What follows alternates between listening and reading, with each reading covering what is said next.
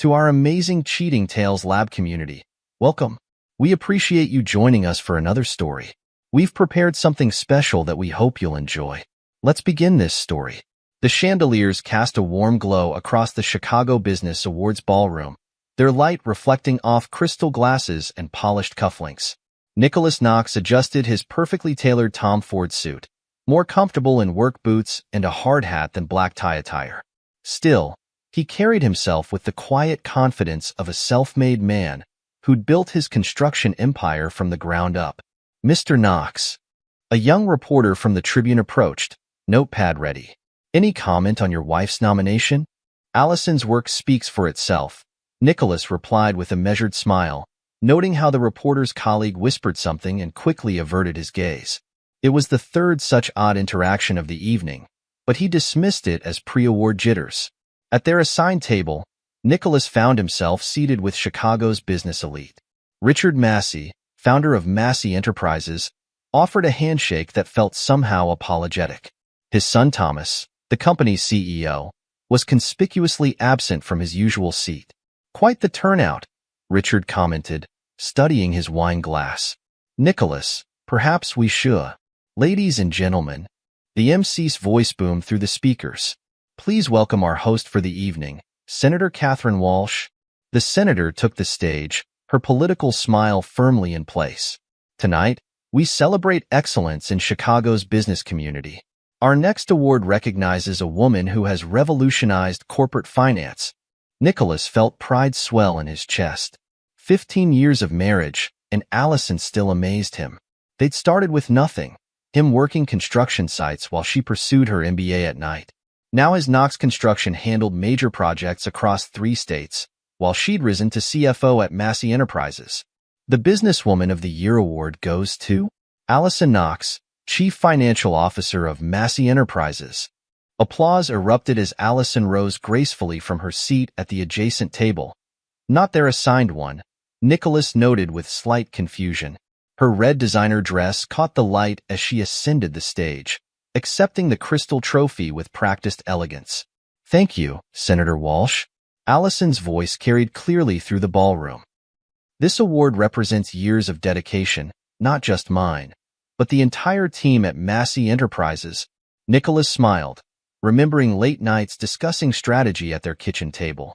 But most importantly, Allison continued, her expression shifting subtly, I want to thank my rock, my best supportive work husband of 15 years, Thomas Massey. The room fell silent. Nicholas felt his world tilt sideways as Thomas emerged from the wings, striding across the stage with triumphant confidence. Honey, I couldn't do it without you. Allison purred into the microphone before Thomas pulled her into a passionate kiss. Nicholas moved without conscious thought, his footsteps echoing in the stunned silence as he approached the stage. What the hell is all this? The question cut through the tension like a blade. Allison pulled away from Thomas, her mask of sophistication dissolving into something ugly and foreign. You're such a pathetic, weak husband, Nicholas. Her words dripped with contempt. While you were playing with your little construction projects, Tommy and I built an empire. Face it, I make more money than you ever will. She turned on her heel, trophy in hand, leaving Nicholas standing alone in the spotlight. Thomas smirked, wrapping an arm around Allison's waist as they exited stage left. The ballroom erupted in whispers. Nicholas remained still, his expression carved from stone. Senator Walsh approached, concern evident on her face. Mr. Knox, I had no idea. Excuse me, Senator. His voice was quiet but firm. I believe I've had enough entertainment for one evening.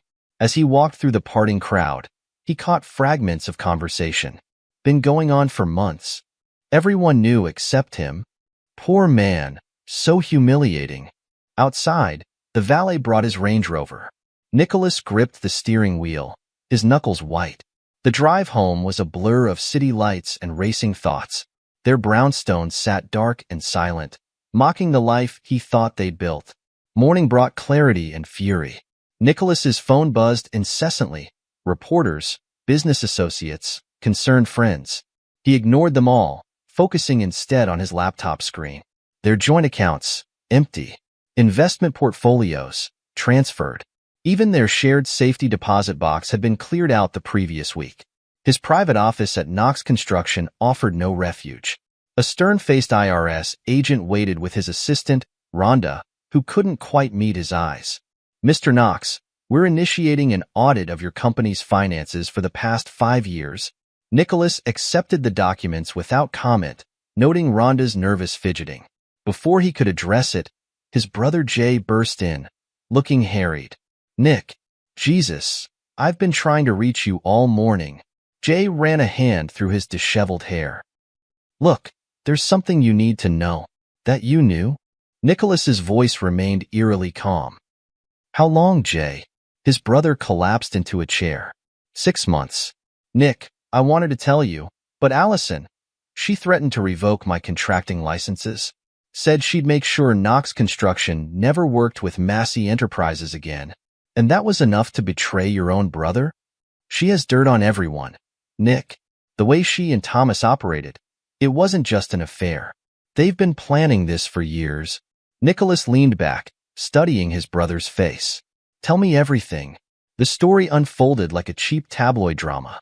Their mutual friend Renee McCall, the attorney who'd handled Nicholas's contracts for years, had been providing his beach house for Allison and Thomas's rendezvous. Jay's wife Judith, always so proud of her social connections, had helped Allison hide assets through her network of wealthy friends. Even Rhonda, Jay added quietly.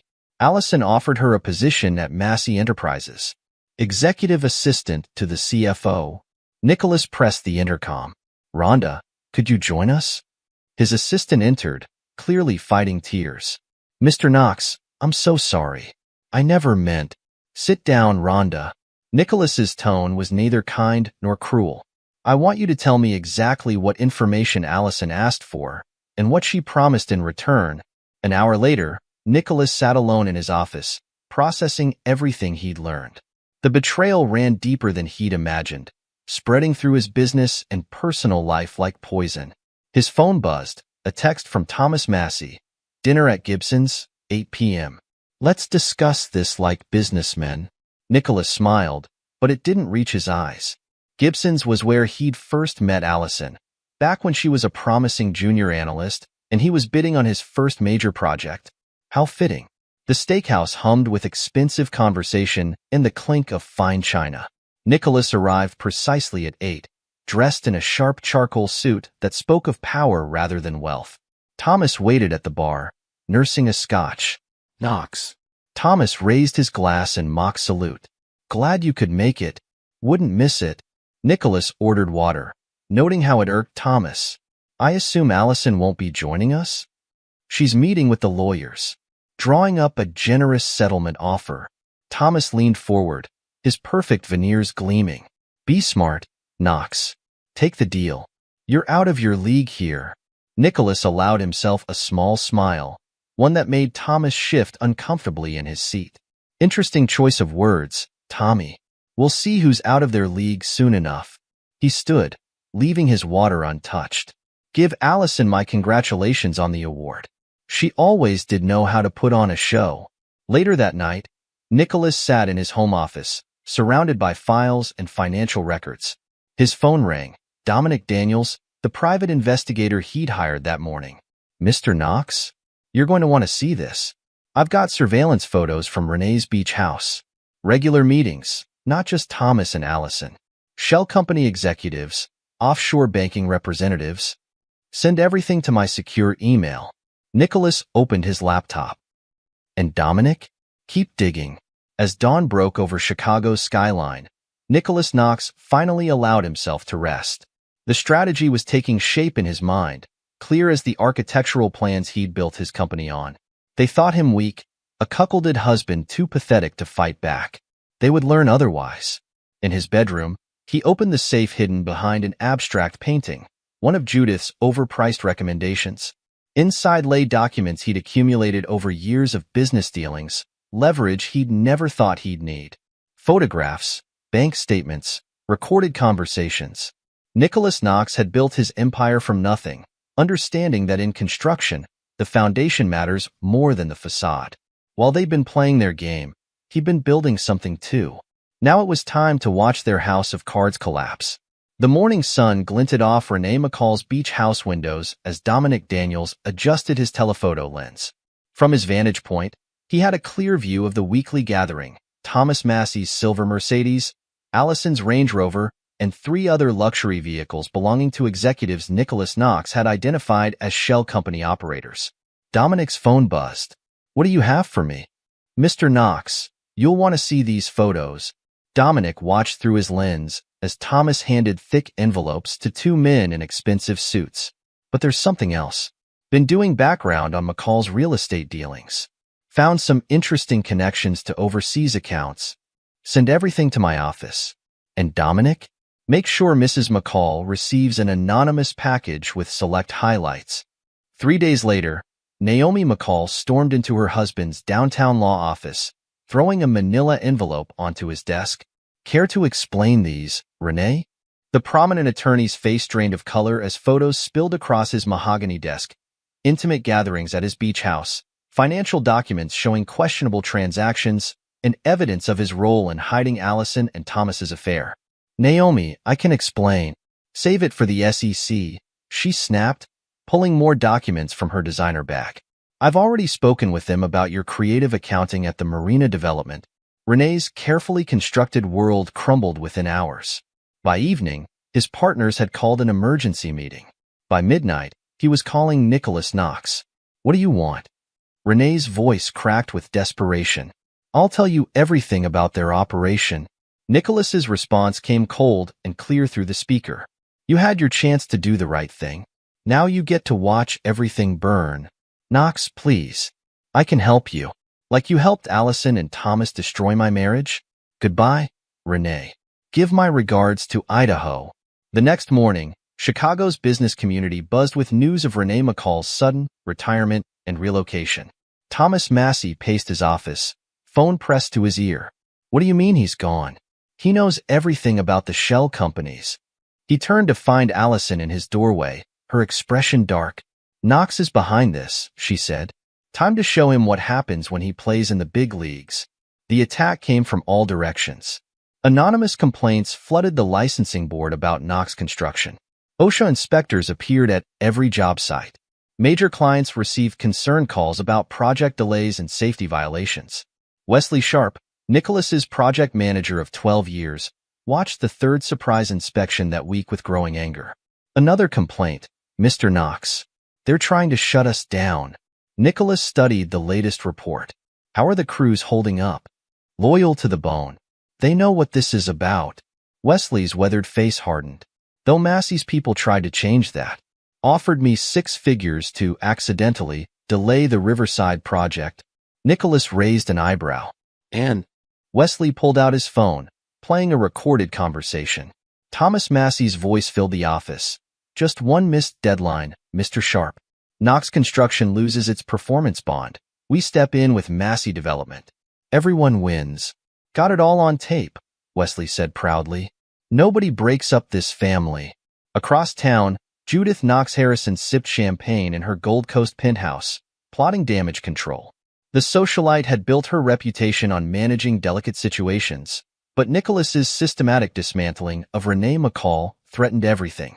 She arranged a dinner at Gibson's, choosing a private booth where Chicago's elite handled their most sensitive negotiations. Nicholas arrived exactly on time, impeccably dressed in a suit that probably cost more than the ones he used to wear. Success, Judith noted, suited her brother-in-law. "Be reasonable," she urged, studying his impassive expression. "Allison's offering a generous settlement. Think about the family." Nicholas took a measured sip of water. "Family? Like when you helped her hide assets through your art gallery connections?" "That was business." Speaking of business, Nicholas slid a folder across the table. "How's Edwin's gallery doing?"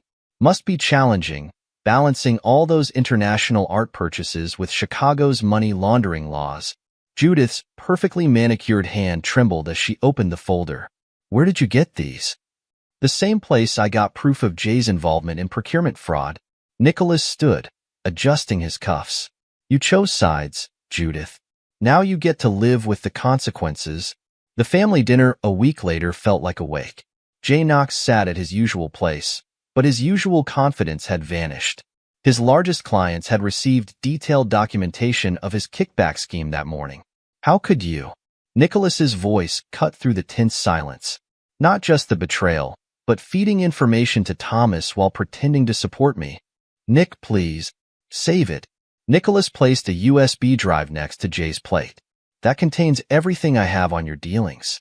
The authorities receive copies tomorrow unless you tell me everything you know about their operation. Every shell company, every hidden account. Jay's face crumpled. They'll destroy me. No, little brother. You did that yourself. The information Jay provided filled in the final pieces.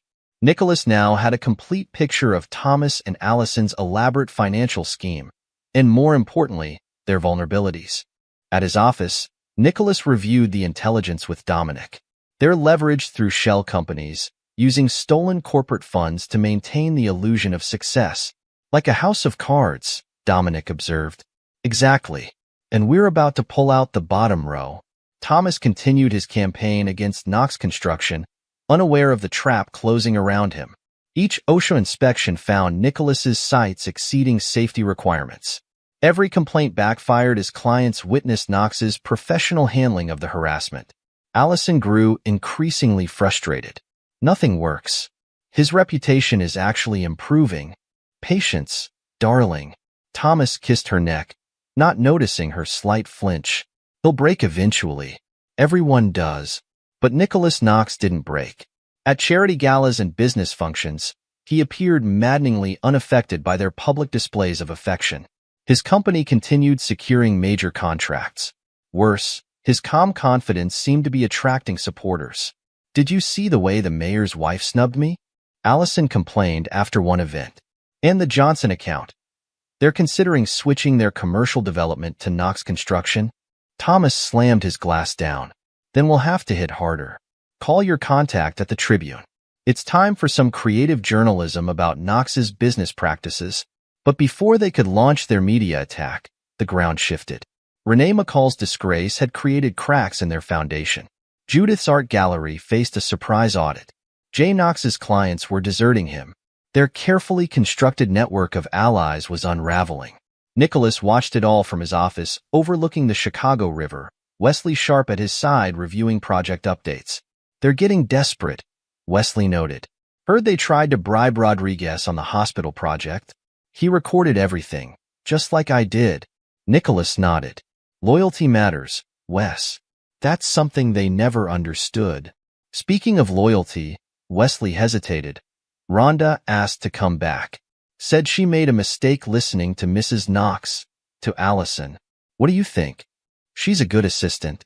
And she chose to warn us about their media plans instead of taking their offer. Nicholas considered this. Set up a meeting. Everyone deserves a chance to choose the right side. The battle had evolved beyond personal betrayal into a war of attrition. Each week brought new attacks from Thomas and Allison, each one anticipated and deflected. Nicholas's countermoves were subtle but devastating. Key investors growing wary, banking relationships strained, whispers of regulatory scrutiny.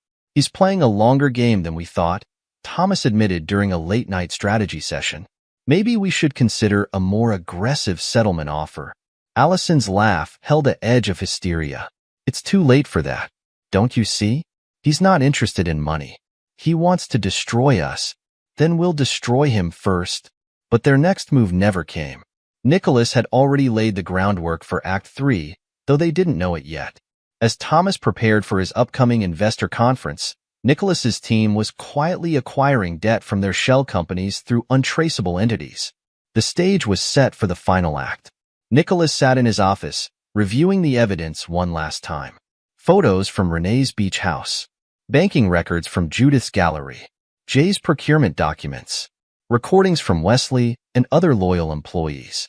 All the pieces assembled into a devastating picture of corporate fraud and personal betrayal. His phone buzzed, Dominic with one last update. They're planning something big for the investor conference. Want me to intervene? No. Nicholas smiled. Let them make their move. Everything's ready on our end? All set. Just waiting for your signal. Nicholas ended the call. walking to his window to watch the sunset paint Chicago's skyline in shades of gold and blood red. Tomorrow would change everything. But tonight, he allowed himself a moment to appreciate the poetry of it all. They thought they were destroying him. Instead, they'd given him the weapon of his revenge, their own arrogance. The marble lobby of Chicago's financial district tower buzzed with anticipation. Investors and media gathered for Massey Enterprises' annual conference, where Thomas Massey would present their latest projections. Security guards checked credentials while Thomas rehearsed his speech in the executive suite above. The numbers look perfect, Allison assured him, adjusting his tie. Stop fidgeting. Knox has been too quiet lately. Thomas shrugged off her hands. It makes me nervous. He's finished. The OSHA investigations, the licensing complaints. He's probably drowning in legal fees. Neither noticed the discreet movement of suited figures through the building's secondary entrances, or the methodical way Nicholas's legal team positioned themselves in predetermined locations. In his downtown office, Nicholas reviewed final preparations with Dominic Daniels. Months of investigation had revealed the full scope of Thomas and Allison's scheme. Shell companies layered within shell companies, corporate funds siphoned through offshore accounts, all hidden behind a facade of legitimate business. Confirmation from our Hong Kong contact, Dominic reported. The last debt purchase is complete. We now control financial obligations for all their major shell companies. Nicholas nodded. And the SEC?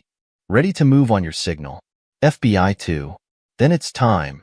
Nicholas stood, straightening his jacket. Let's go watch the show. The conference room filled quickly. Thomas took the stage to enthusiastic applause, his trademark confidence on full display. Behind him, presentation slides showed aggressive growth projections and ambitious expansion plans. Ladies and gentlemen, Thomas began, Massey Enterprises stands at the threshold of our most successful year yet. Our innovative financing strategies. A subtle ripple of movement caught his attention. Men in dark suits were quietly entering through all three doors. In the back row, Nicholas Knox sat down, opened his laptop, and pressed a single key. Across Chicago, servers hummed as pre-programmed legal filings activated. Claims against every shell company in Thomas and Allison's network hit the system simultaneously. Emergency alerts began flooding investors' phones. Thomas faltered mid-sentence as his own phone buzzed. Then others started ringing throughout the room. The carefully orchestrated presentation dissolved into confused murmuring. If I could have everyone's attention, Nicholas's voice cut through the chaos. He stood, his calm demeanor a stark contrast to the growing panic. You might want to see the real numbers behind those projections. The main screen switched to a detailed flowchart of shell companies, highlighted paths showing how corporate funds had been systematically looted. Supporting documentation appeared, bank transfers, forged authorizations, offshore account details. This is outrageous. Thomas sputtered. Security. Remove him? I wouldn't. Nicholas replied evenly. The FBI agents by the doors might object. As if on cue, the suits revealed their badges. Thomas's face drained of color. You'll also find, Nicholas continued, addressing the shocked investors, that all outstanding debts for these shell companies have been acquired by Knox Holdings. As the primary creditor, I'm calling them due. Immediately, the room erupted. Thomas lunged for the podium microphone, but his own security chief stepped in his way. Sir, the guard said quietly, I've been instructed to escort you to the federal agents. Across town, Allison arrived at her office to find FBI agents boxing files. Her executive assistant watched wide-eyed as they methodically documented everything. What is the meaning of this? Allison demanded, reaching for her phone. I wouldn't bother trying the emergency accounts. Nicholas's voice came from her office doorway. They've been frozen. Legal says hello, by the way. Allison's perfectly composed facade cracked. You can't do this. I built this company. No. Nicholas cut her off. You stole from this company. There's a difference. Ask your friend Renee McCall. Oh wait, he's practicing law in Idaho now. She lunged for her computer, but an FBI agent was already disconnecting it. This is harassment. I'll sue. With what money?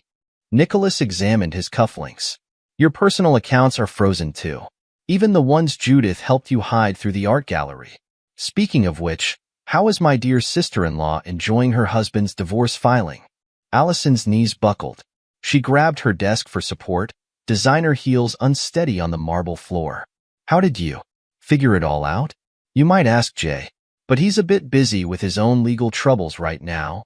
Nicholas's smile held no warmth. Family loyalty is such a fragile thing, isn't it? The emergency board meeting that afternoon felt more like a funeral.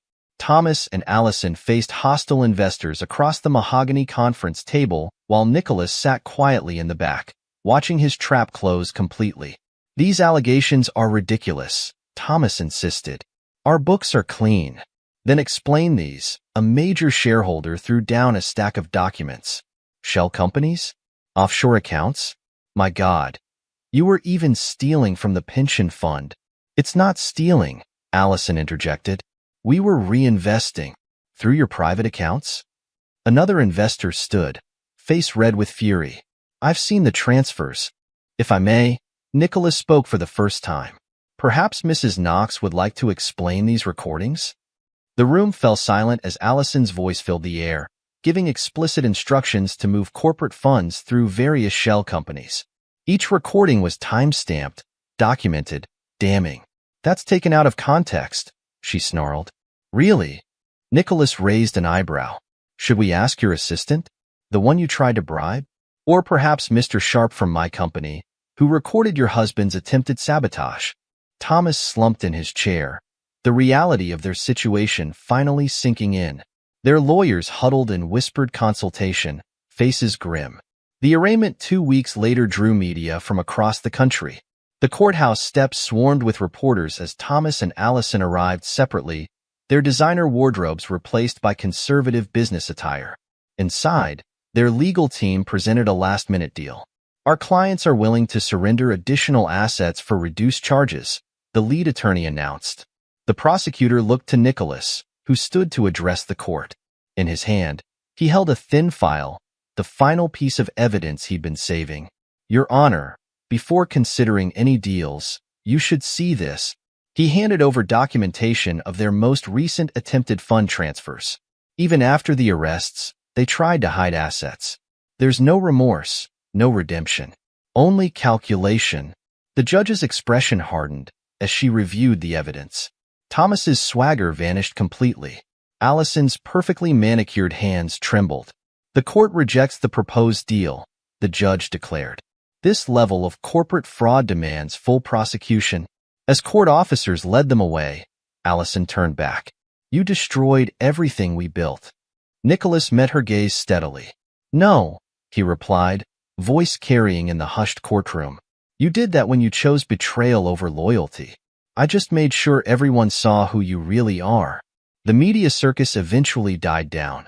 Chicago's business community gradually recovered from the scandal, though certain names remained toxic in boardrooms across the city. Nicholas's construction company expanded, absorbing several of Thomas's failed investments at fire sale prices. Wesley Sharp, promoted to senior management, oversaw the integration of new projects with loyal efficiency. Renee McCall's law license found a new home in Idaho, his Chicago connections worthless in a small-town practice. Judith's husband filed for divorce after the art gallery scandal, her carefully cultivated social position crumbling like a house of cards. Jay's business declared bankruptcy, his clients fleeing en masse after the procurement fraud revelations. Family gatherings became notably smaller, though notably more honest. Rhonda, who'd chosen loyalty over Allison's bribe, found her career flourishing as Nicholas's executive assistant. When reporters requested interviews about the scandal, she became the company's unofficial spokesperson. Mr. Knox never wanted revenge, she told them, seated in the office where she'd once betrayed him. He wanted justice. There's a difference. Nicholas himself declined all interviews, letting the court's verdicts speak for themselves. His focus remained where it had always been, building things meant to last, whether buildings or relationships. The lesson echoed through Chicago's business community. Betrayal carries a price, and Nicholas Knox made sure everyone paid in full. Epilogue, 2 years later. The gates of the Federal Correctional Institution in Pekin, Illinois loomed before Allison Knox, now inmate number 47291. Gone were the Louboutin heels and Chanel suits, replaced by standard-issue khaki uniforms. Her once perfect manicure had grown out, and her carefully highlighted hair showed dark roots beneath the harsh fluorescent lights. Mail call, Knox. A guard tossed an envelope through the cell door slot. Another rejection. Her third appeal denied. 15 years with no possibility of parole for corporate fraud, money laundering, and embezzlement. The judge had been particularly harsh after Nicholas's evidence revealed her attempts to hide assets even after the arrest. 2 cells down, her former assistant, one of the lower-level employees she tried to blame, served a reduced 3-year sentence in exchange for cooperation. The woman never acknowledged Allison's existence, a daily reminder of her fall from grace. Across the state at the minimum security men's facility, Thomas Massey stared at his own reflection in a steel mirror. 12 years, the judge had ruled.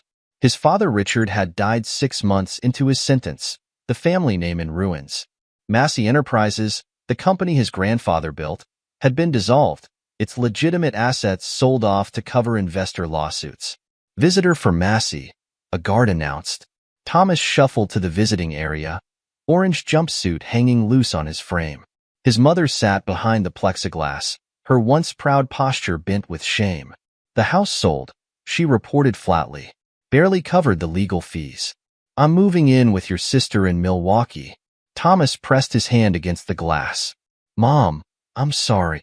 She stood, gathering her designer bag, one of the few remnants of their former life. So am I, Thomas. So am I. Meanwhile, Nicholas Knox's corner office overlooked a changed Chicago skyline. Knox Construction's new headquarters occupied the building that once housed Massey Enterprises executive suites. The company had expanded across 5 states, its reputation for integrity attracting clients who'd learned harsh lessons about trusting flashy promises over solid foundations. Wesley Sharp, now Chief Operations Officer, entered with the latest project reports. Hospital wings ahead of schedule. That new sustainable design you implemented is saving them a fortune in energy costs. Nicholas nodded, studying the blueprints. How's the crew integration going? Smooth as silk. Those boys from the old Massey sites? They're grateful for steady work with a straight shooter. Wesley grinned. Speaking of straight shooters, Rhonda's got the quarterly numbers ready. Rhonda Martinez, formerly just Rhonda, had proven her worth 100 times over since choosing loyalty over Allison's bribe. As project management director, she oversaw the company's expansion with meticulous attention to detail. Her office, once Allison's private domain, now hummed with productive energy. The Justice Department called again, Rhonda reported, entering with a stack of files. They want you to consult on another corporate fraud case. Something about your unique perspective. Nicholas smiled slightly. Tell them I'll consider it. How's the foundation project coming? The Knox Integrity Foundation, funded by recovered assets from the Massey scandal, provided scholarships for construction management students and supported whistleblower protection programs. It was Nicholas's way of turning betrayal's poison into something productive. Across town, in a modest Idaho law office, Rene McCall reviewed small claims documents.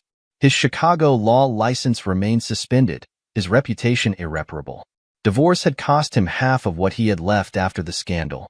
Naomi had relocated to California with their children, his visitation rights limited by court order. His phone buzzed, another rejection from a major law firm. Even with his reduced sentence for cooperation, no respectable practice would touch him. He'd become a cautionary tale in legal ethics courses. Mr. McCall? His assistant poked her head in. Your 2 o'clock is here. Disputed fence line case. From corporate law to property disputes. From beach house parties to shared office space above a diner. From designer suits to off-the-rack blazers with shiny elbows. Rene straightened his drugstore reading glasses and forced a smile. In Chicago's Gold Coast, Judith Harrison, she'd reverted to her maiden name, hosted intimate dinner parties instead of grand galas. Her social circle had contracted dramatically after Edwin's art gallery scandal and subsequent divorce. The money laundering investigation had cost them everything, including their reputation. More wine, dear, she offered her remaining friend, a similarly disgraced socialite. Did you see the business section? Her friend asked cautiously. Knox Construction's expanding again. They're building that new tech campus downtown. Judith's hand trembled slightly as she poured. Her own financial situation had stabilized at comfortable rather than wealthy after the divorce settlement, but her influence in Chicago society was gone. Young socialites who once begged for her mentorship now crossed the street to avoid her. Her brother Jay had fared worse. After his construction company's bankruptcy, he'd relocated to Phoenix, starting over as a small-time contractor. His involvement in procurement fraud had made him radioactive in Chicago's business community. Monthly alimony payments to his ex-wife kept him in a one-bedroom apartment despite his attempts to rebuild. Jay's phone lit up with a news alert. Knox Construction wins Sustainable Building Award.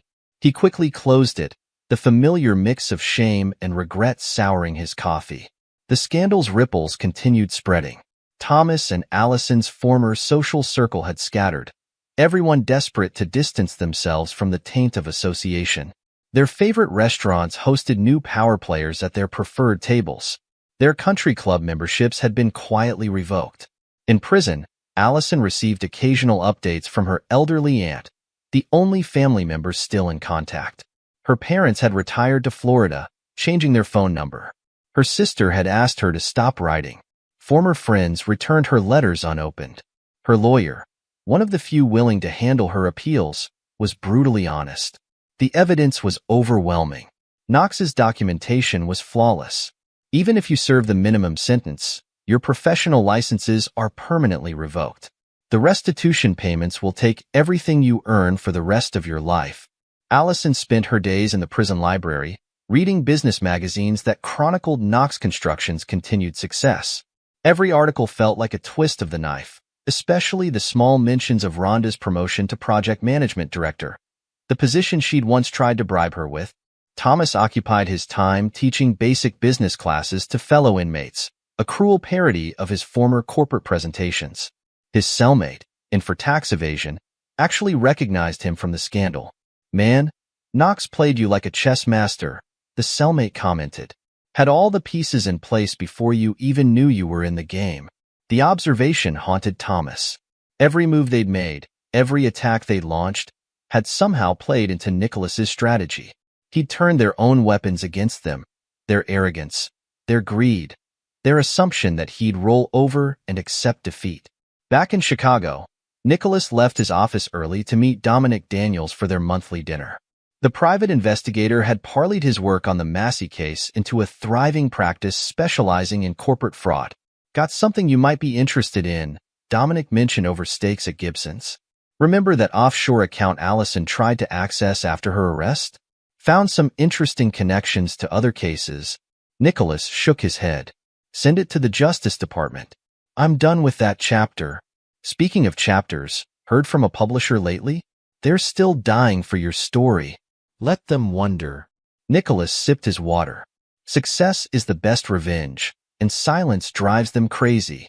He'd received countless offers, books, movies, interviews, all promising to tell the real story of Chicago's most spectacular corporate takedown. Nicholas declined them all, letting the court transcripts and journalism archives tell the tale.